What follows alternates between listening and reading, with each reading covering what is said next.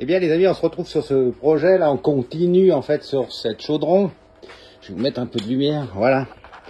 Alors vous savez, on avait fini la partie cycle, il manquait à monter les roues, alors les jantes sont là à présent, elles sont montées, les moyeux ont été reconditionnés, bref, tout est ok pour la terminer complètement là, cette partie cycle justement. Et puis il y avait un truc qui me titillait, je vous mettrai les photos.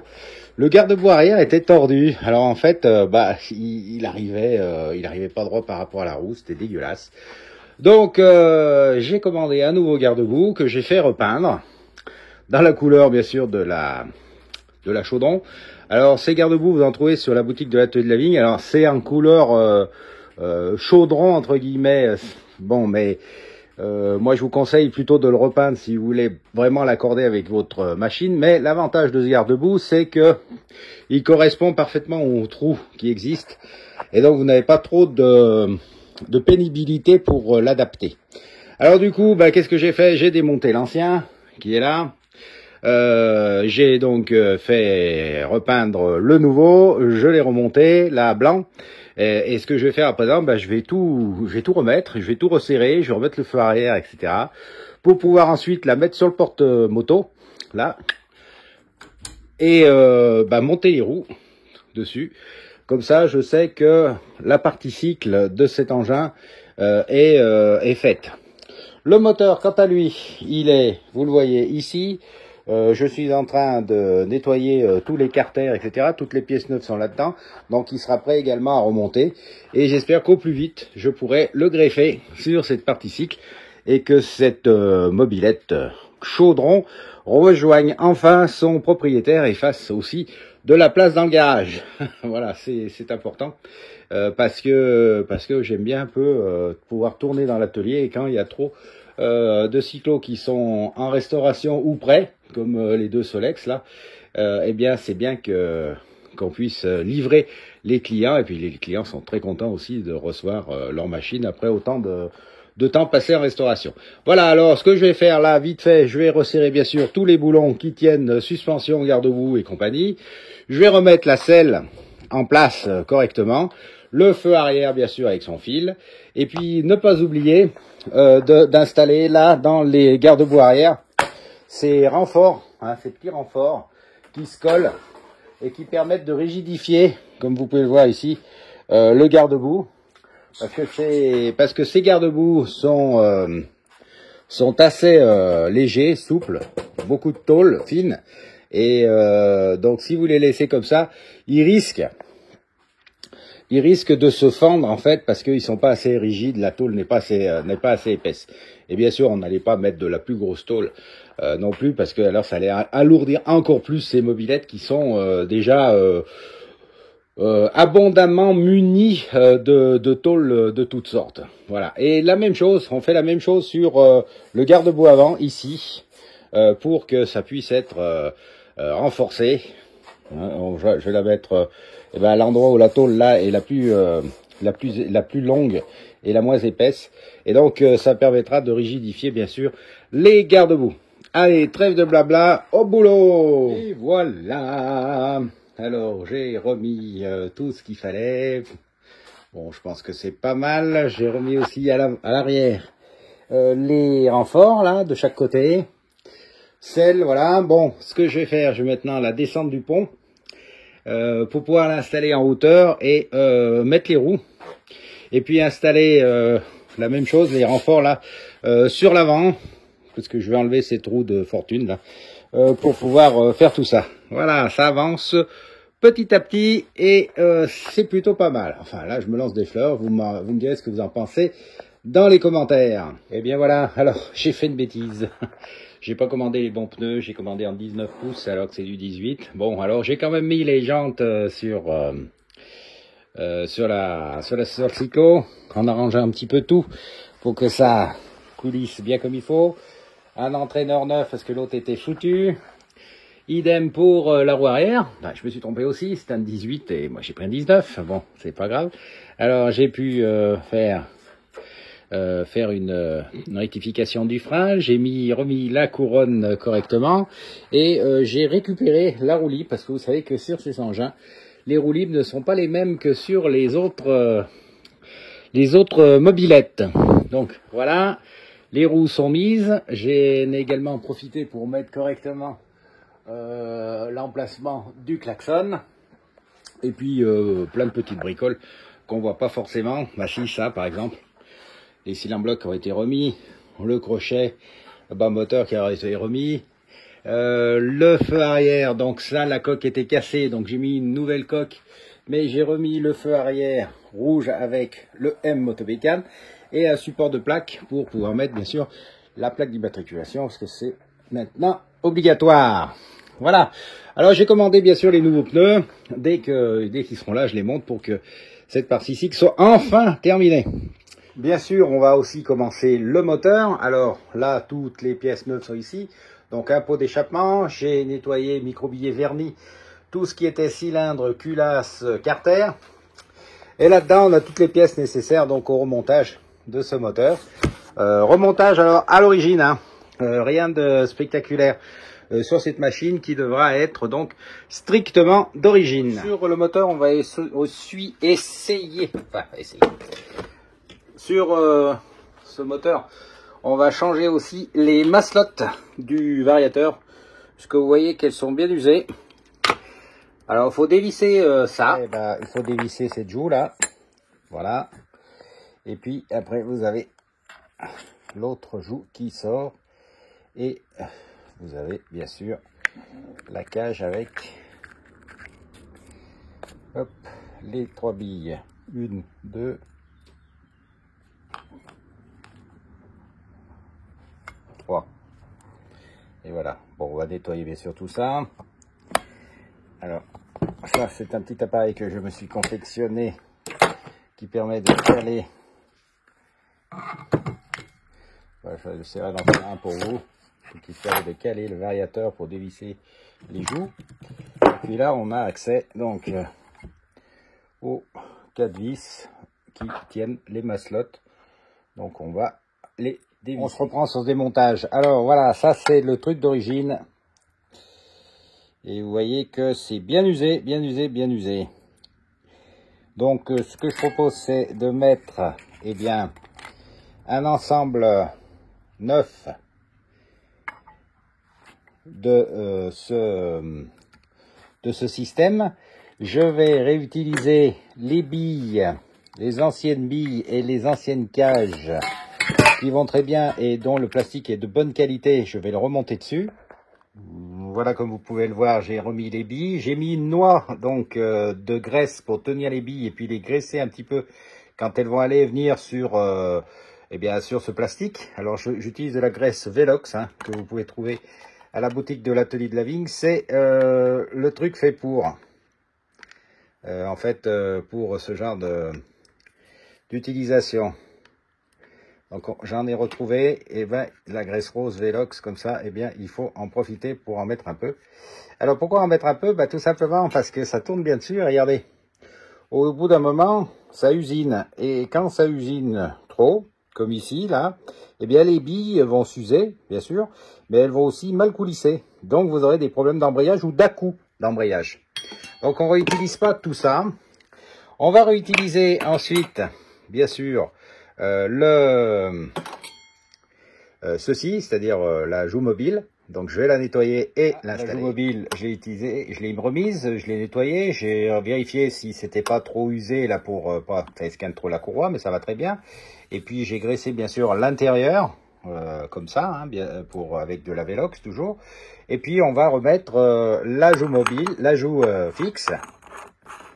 On la revisse. On a revissé l'écrou et on va bien sûr remettre la douille à l'intérieur de l'autre côté avec bien sûr de la graisse Velox. Voilà, vous avez un variateur remis à neuf qui pourra refaire à présent de nombreux kilomètres avec des maslottes neuves. Et puis bien sûr on va lui remettre le plateau de par-dessus là. Donc ça ira comme ça. Et puis on va bien sûr tester sur place comment ça va fonctionner lors de l'essai du moteur au niveau statique.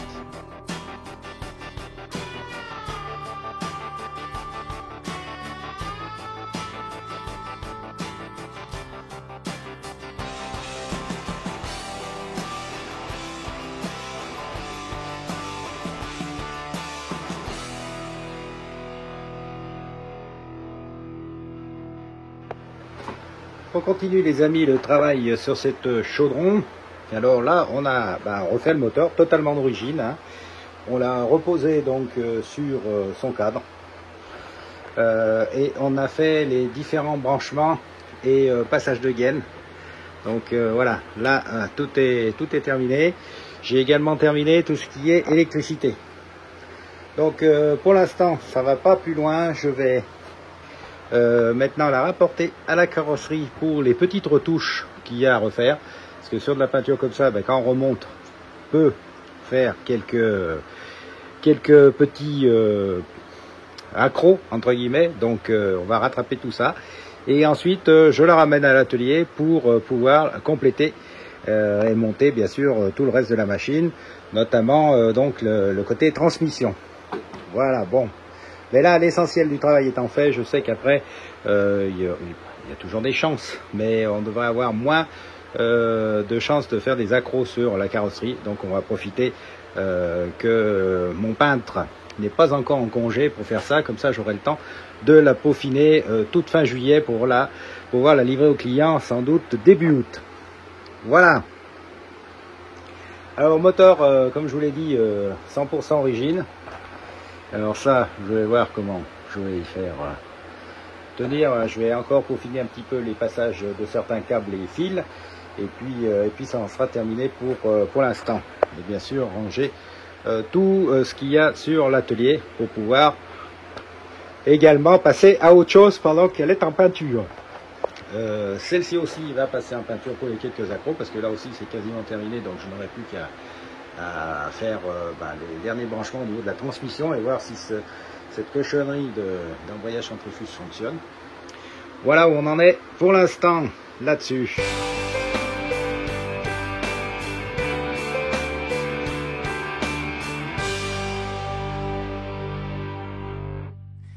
Alors le travail se termine sur cette 89 refaite à neuf. Alors comme vous pouvez le voir, on a pu changer toute la transmission, donc la chaîne de vélo de ce côté avec tendeur et compagnie, et de ce côté la chaîne principale avec le plateau. Le plateau, on a gardé le plateau d'origine parce qu'il était pas si mal. Il y a un petit pet, il est un peu comme ça, mais comme on l'avait bien fait repeindre, qu'on avait arrangé ici le système de vélo, on l'a conservé, comme ça au moins c'est 90% des pièces d'origine qui sont sur la bécane. J'ai essayé un petit peu, le problème toujours pareil, sur les vieux carburateurs Gertner, une grosse fuite d'essence au niveau donc de la cuve.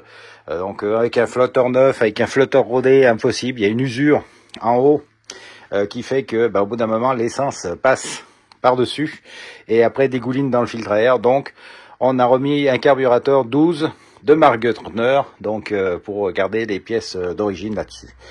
Voilà, alors le reste, c'est terminé.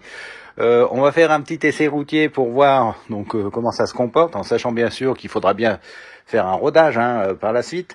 Et puis on remettra dans un premier temps les caches, parce qu'il y a énormément de caches sur cet engin, c'est lourd au possible. On remettra les caches ici qui permettent de camoufler toute la chaîne. Ça sera fait dès qu'on aura un petit peu roulé pour voir si la tension est bonne. Si la tension est bonne, on mettra le cache, ça sera beaucoup plus facile. Et puis ensuite, on fera un essai de roulage un peu plus long. Et si tout fonctionne bien, on terminera de remonter le reste, à savoir bien sûr le cache qui vient ici, les carters latéraux, et puis sur cette machine on posera juste pour la photo et puis bien sûr les enjoliveurs, on posera juste pour la photo les pare-jambes. Il restera aussi à installer bien sûr la plaque d'immatriculation, mettre une pompe. Et puis, je sais pas ce que vous en pensez, vous me direz dans les commentaires comment vous la trouvez. Le pot, pareil, le pot a été bien astiqué, bien nettoyé, pour garder le système d'origine. Alors pourquoi ? Parce que on pouvait mettre un pot neuf, mais c'est vrai que sur les pots neufs, c'est la qualité est moins bonne quand même que sur ces pots d'origine, donc je préférais garder le pot d'origine tant qu'il n'était pas rouillé ou cabossé, ce qui n'est pas le cas, sauf un léger pet ici, mais ça se voit pas, donc une fois qu'il est nettoyé, il paraît neuf. Voilà pour cette mobilette pour l'instant, hein, puisque là on en est encore à la phase de test. Et puis on teste aussi les freins, tout ça, pour être sûr que ça fonctionne correctement. Voilà. Alors tout ce que j'ai là pour l'instant, c'est un petit trou à l'accélération. Donc je vais voir si ça continue ou si ça se tasse un petit peu. Le gros problème avec ces carburateurs Gürtner, vous le savez, c'est de trouver des gicleurs de différentes tailles. C'est maintenant mission quasi impossible.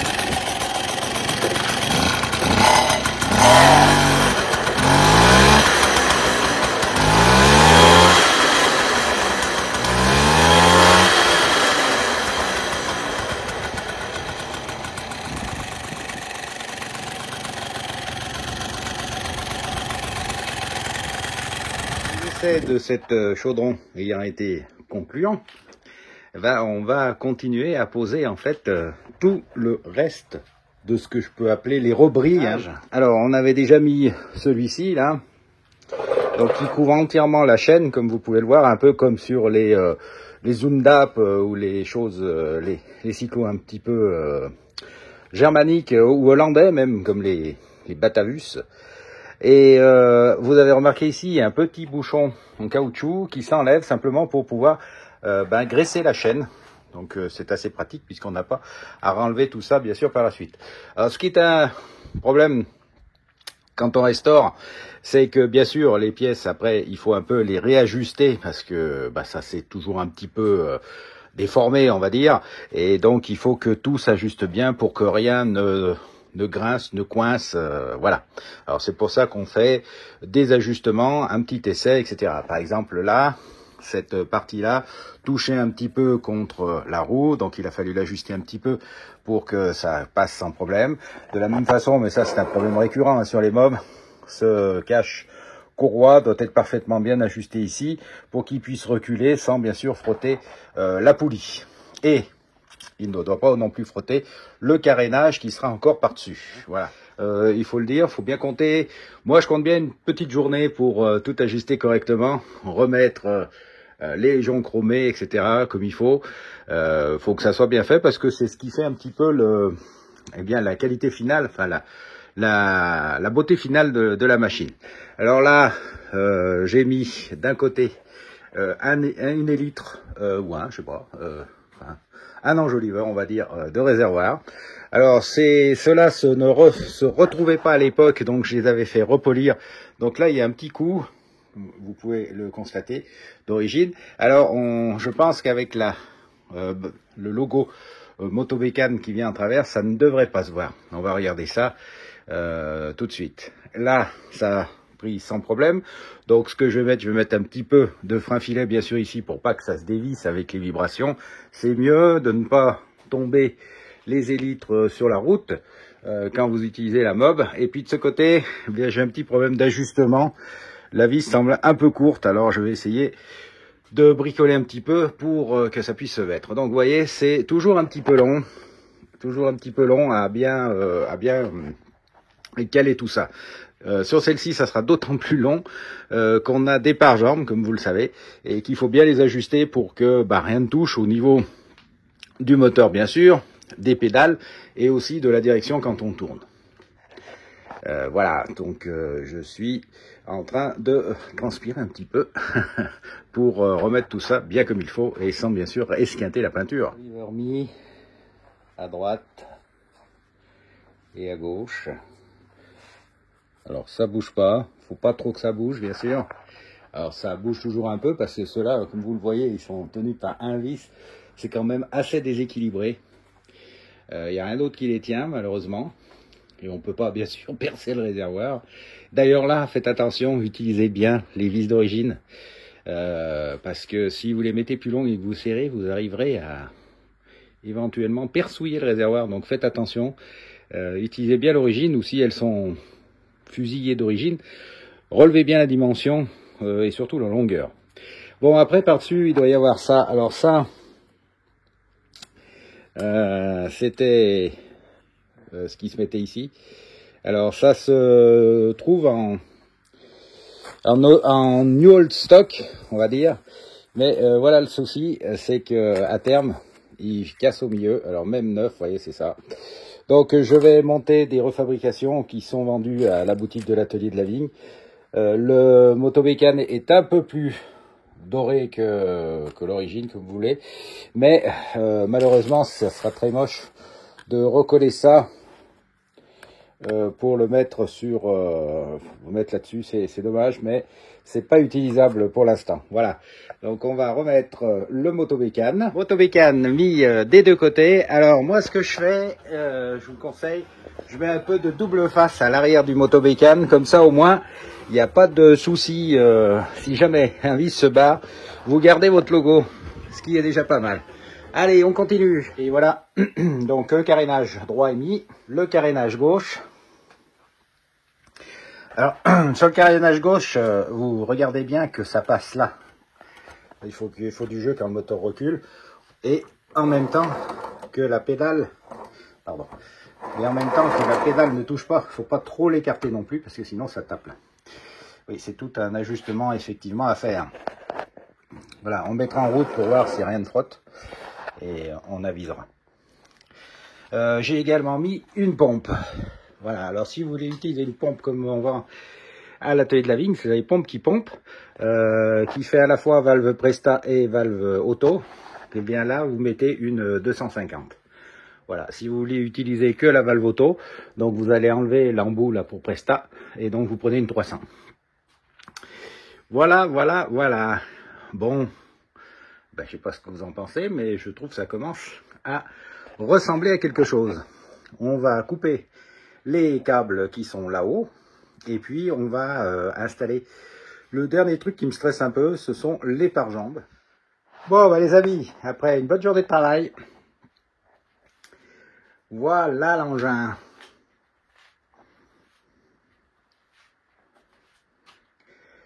Donc j'ai refait aussi les bavettes inférieures, donc en noir, parce que les bavettes blanches plastifiées au départ eh ben, étaient bien sûr très rayées, un peu râpées en bas. Bah, celles-là, elles vont sans doute se râper aussi, mais en tout cas c'est parti sur du neuf. On a pu mettre les autocollants, comme vous pouvez le voir, 89, passe de là.